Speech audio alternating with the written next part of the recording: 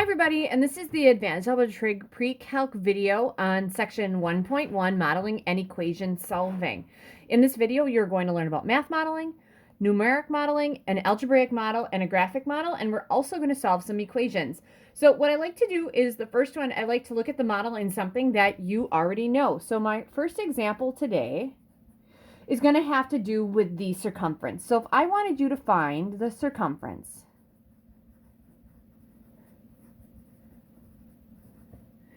of 5 circles,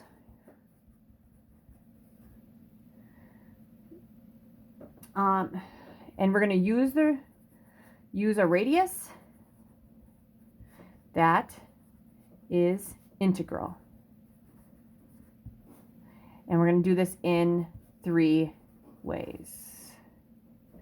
All right, so because we're used to using x's and y's, I'm going to end up using x's and y's and not the radius and the circumference.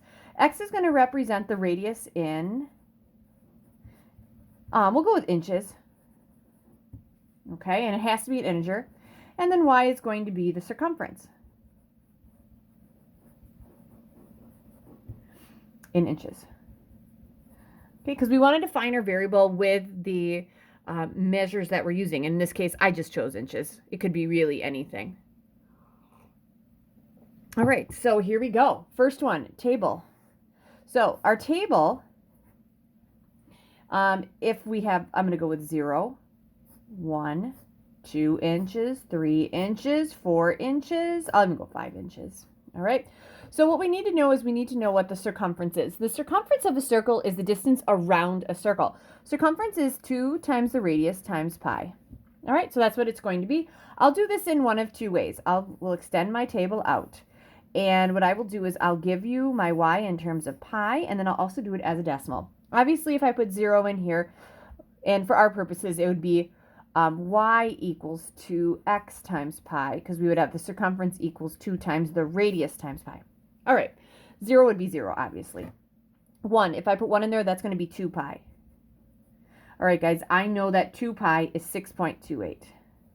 And if you want to, you can always use your calculator and go, oh, 2 pi. You use second and then the caret, and there it is. Hopefully you can see it. There it is. All right. All right, 2 in here. 2 times 2 is 4. That's 4 pi. Okay, 4 pi is going to be 12.57. And you can find these on your own. 3 times 2 is 6 pi. 6 pi is 18.85. All right, and these would all be inches, obviously. 4 times 2 is 8 pi. 8 pi is about 25.13. And 5 times 2 is 10 pi. That's going to be 31.41. And again, those are all in inches. All right, when you're doing your table, sorry, I'll make my bracket a little nicer. When I'm doing my table, this is what we call a numeric model. It's modeling things through numbers. All right. All right. I also have an algebraic model. This guy right here is my equation, and that is my algebraic model. Okay, so that takes care of numeric, algebraic. Now I need a graphic model, which you guys should be able to do with a graph. I'll flip that back in just a bit, but here we go. All right, so with my graph, I'll make this a little darker. I used my x's is going to be the radius in inches, and then the y is the circumference in inches. All right, so when my radius is 0, it's 0. When my radius is 1, it was about 6.28. I decided to go up because the final answer was 31. I decided to go up by 5. So this doesn't have to be a perfect graph, but at 1, it was 6.28, so I'm going to be above 5. At 2, it was 12.57, so I'm going to be just above 10. At 3, we're at, 18.85, so I'm below 20. At 4, I'm at 25.13, so I'm at about 25, a little bit higher than 25. And at 5, I was at 31.41. 25, 30, 31 might be about here. So those are my points, you guys. So then the question is going to be, okay, what kind of model is this? Is this going to be linear or is it going to be a curve?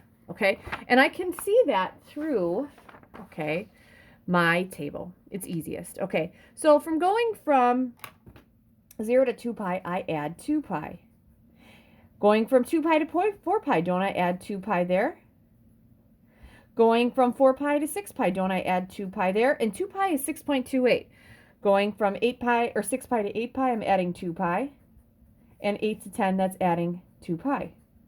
All right, so it looks like I'm adding 2 pi every time, so I'm adding 6.28 each time. Now, you could actually connect these, but the question asks for integers, and integers are not fractions. But, you know, this is linear. I could connect the dots with a line, okay? But I'm not going to because the problem asks for integers. I don't know why I asked that, but I just did. I wouldn't connect it if it's just the integers. So now you have a numeric model is in a table. Algebraic model is an equation. Graphic model, pretty obvious, it's on a graph. All right? And we just use a geometry just because it's something you guys have had before. All right, this next section, you guys, is going to seem very much review. The zero product property, okay, because I'll actually, so now we're going to be solving equations. So next section, we're going to solve some equations. And we're going to show our answer in a few ways. We're going to show our answer graphically, numerically, and my favorite, algebraically. Now, most problems you're going to be asked to solve them algebraically, and then you can check them with one of the other ways, but most of the time I'm going to ask you guys to solve them algebraically, and once you solve them algebraically, then you're probably going to be putting in a picture of your algebraic work if it is a test. All right? All right, first one you guys totally should be able to solve. Sorry about that. This is my second example. So example 2, 2x squared minus 11x equals 21. All right, so this is a quadratic. And for a quadratic, if I'm going to solve this, first we're going to do it algebraically. And if I'm going to solve it algebraically, there's a couple ways. I can factor. And factoring would be using the zero product property. Okay, zero product property is going to say something times something else equals 0. So either this equals 0 or that equals 0. We have done that before, and that's what you learn in algebra. All right. The second way you could do this would be by completing the square.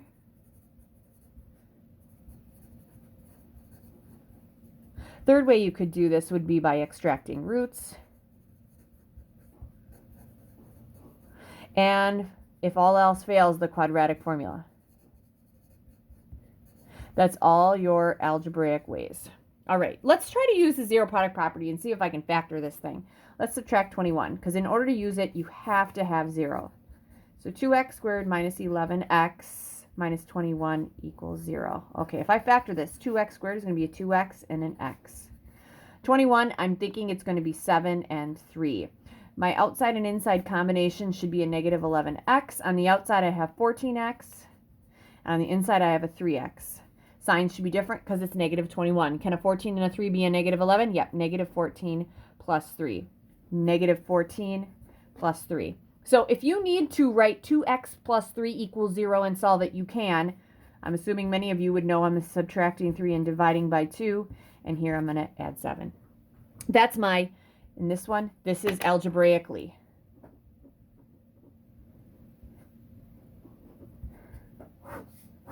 Numerically. All right, so it's really hard to do these numerically because you have to actually have the answer to show it numerically. You'd actually try every number in the world till you get your answer, but if I know that it's negative 3/2, I'm good to go.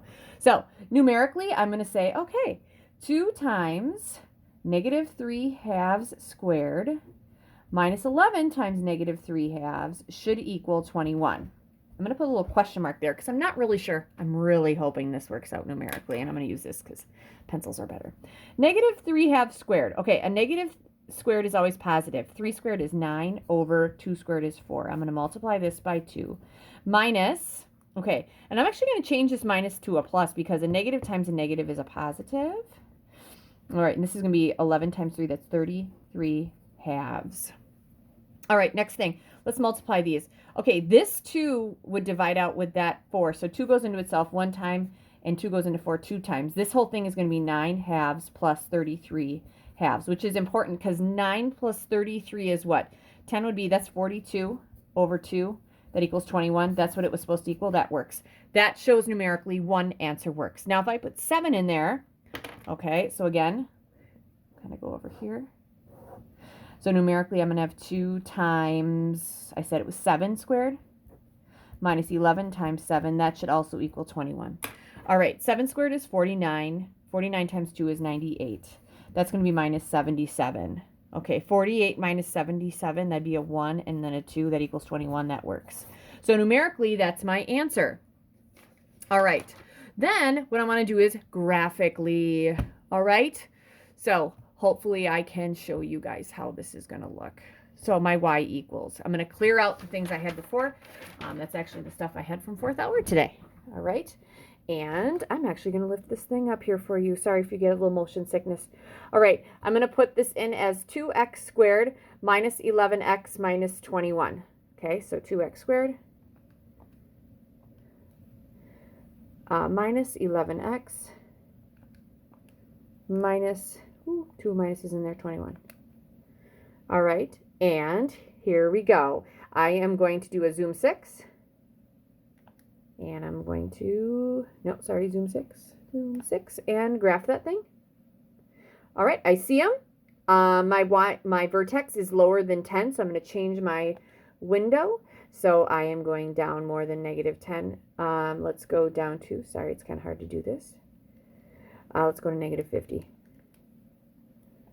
And graph that. Ooh, my window range is off. So let's see here. Oh, I need to go negative 10. It needs to be in the minimum's negative 50 to 10. All right, so that's what my window is, you guys. Sorry, I did a common mistake there. There it is. I like it. All right, so if I want to show this graphically, you guys, what I'm going to end up doing is I'm going to have my, so this is going to be my graphically.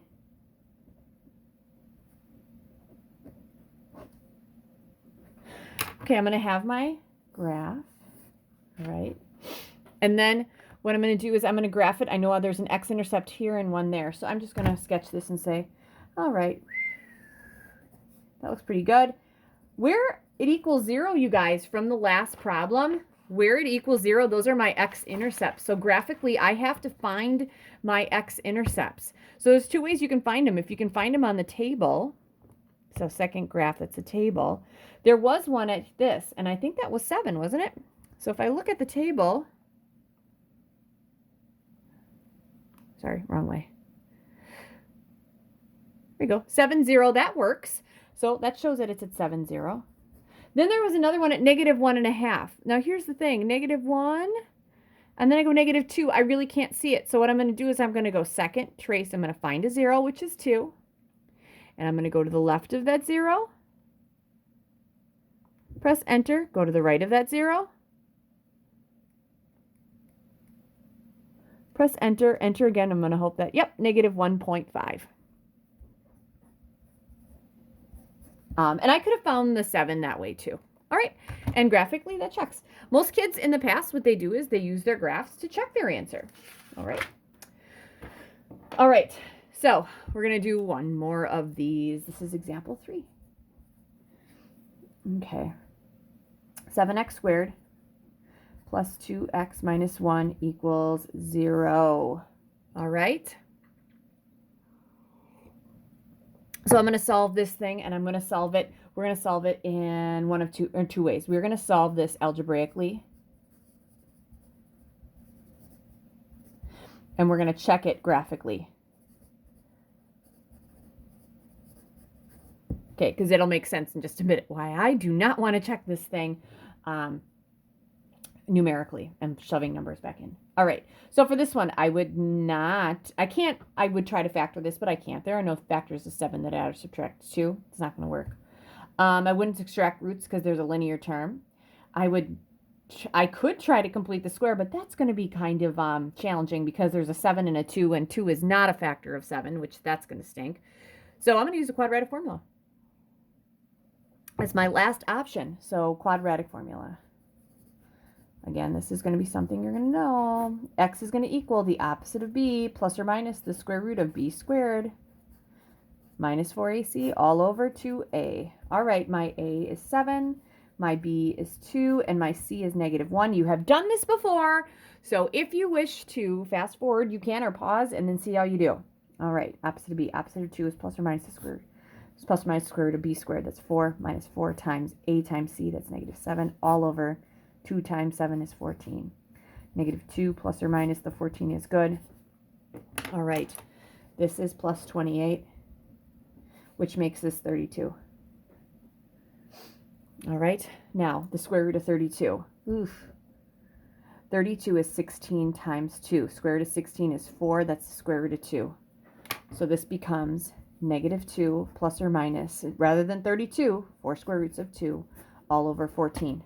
I can take 2's out of all of these, so this is going to be -1 plus or minus 2 square roots of 2 all over 7.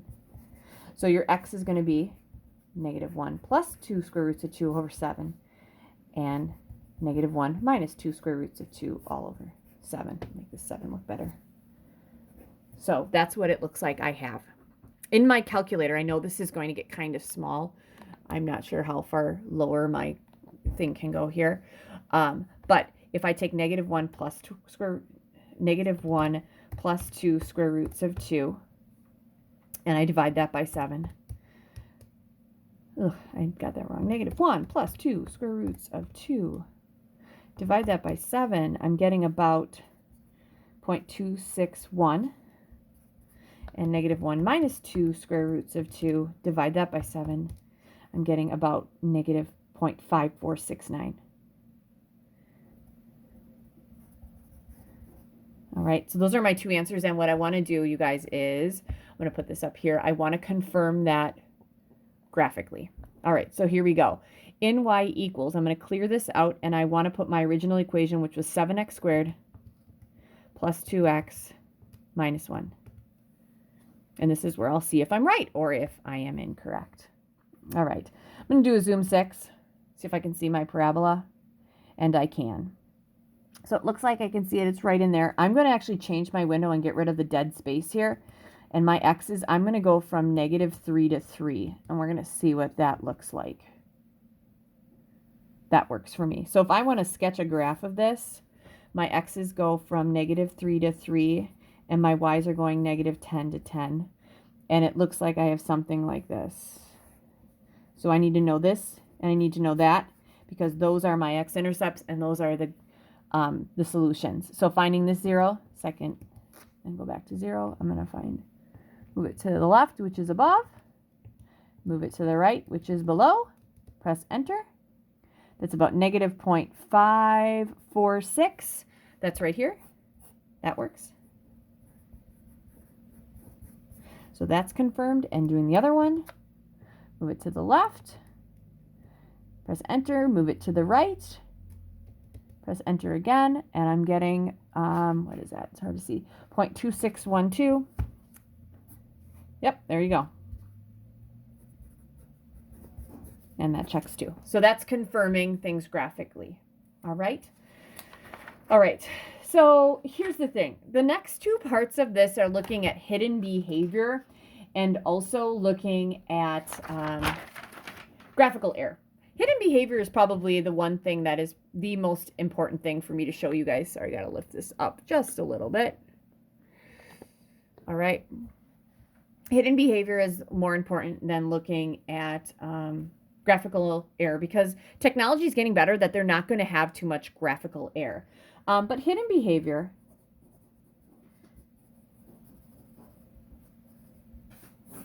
okay, hidden behavior is just what it looks like. Hidden behavior is the behavior in a graph that exists, but it's hard to see with the naked eye. Okay, so it's behavior in a graph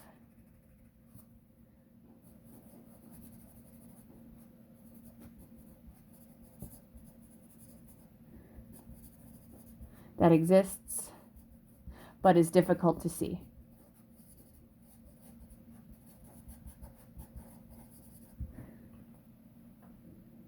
All right. I feel like this would be 2. All right, so this guy here would have been example 3, right? Because we did 1. Yep, we did 1, 2, and this is my third one. All right.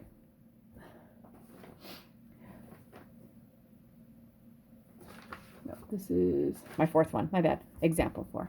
My fourth example. All right. So here's what my question is. On your calculator, and I'll show this to y equals x cubed minus 0.1 x squared minus 2.9x minus 1.8. How many zeros are there? If I'm asking you that.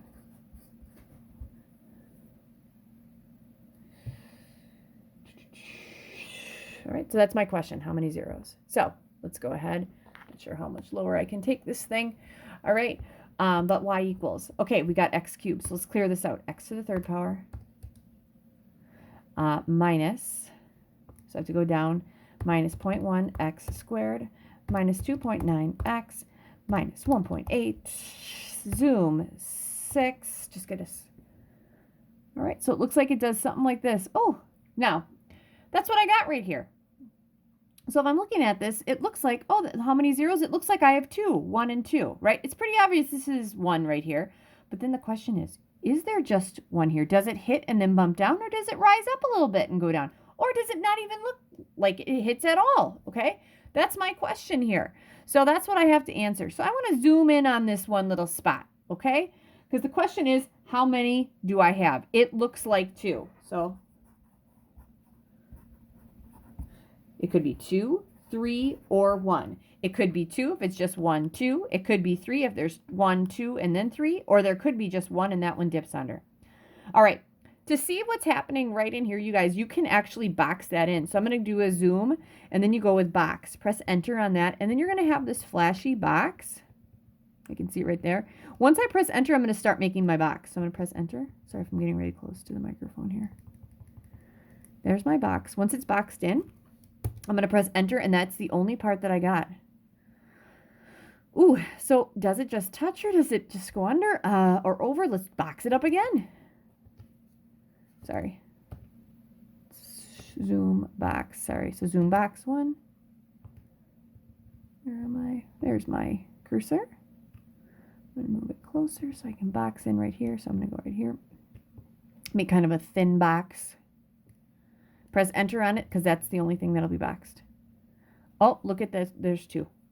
So hidden behavior is just, it's really difficult to see that behavior just because we're not seeing the whole graph. So how many zeros are there? There are 3. So if I had to sketch this, I would have said it was something like this. Just dips up and then through. So it'd be 1, 2, 3. But that answers the question. All right. The only other thing that they have here is that they have graphical failure. And sometimes your graphs can fail, but with new technology, we're not getting graphical failure. What happens is for some of these, and we're going to get to them, where if you graph something like, this will be my last one. If I would graph y equals 1 over x plus 4.